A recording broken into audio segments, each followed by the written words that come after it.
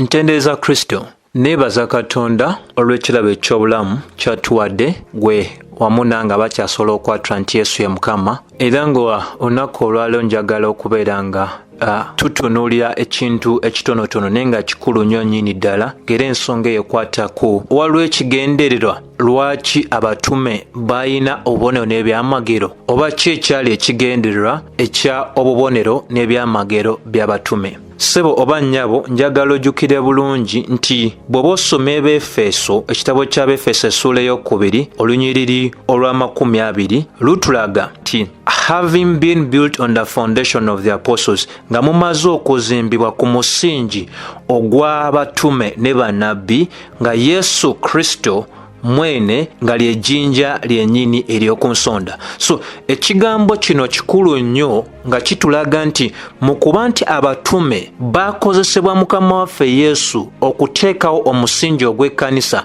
biki ebirina okukkirizibwa na biki ebitalina kukkirizibwa okuyita mu kuwandiika kwabwe, y'emu ku nsonga enkulu lwaki tulaba obubonero n'ebyamagero. Jjukira, obubonero n'ebyamagero by'abatume byalina ekigendererwa ekyokuba nga basobola okwawulwa wakati w'abo abaali beeyita abatume naye ng'ate si batume bannamaddala, kubanga kigwanidde abo bonna abalina ekigambo kya Katonda ekitaliimu bwonoonefu bwonna, ekitaliimu kujungululwa, okubeera nga bagenda mu maaso n'okuyambibwako n'obubonero n'ebyamagero, nga bagenda mu maaso n'okutuukiriza omulimu Katonda gwe yabakola ki, gwali abawadde. Ensonga eyo era eggibwayo ddala bulungi nnyo bw'otunuulira Bakolinso ekyokubiri essuula 12 olunyiriri 12. Pawulo alaga Abakolinso nti bwe yagenda gye bali yalina obubonero n'ebyamagero bye yakolanga mu masekkati gaabwe,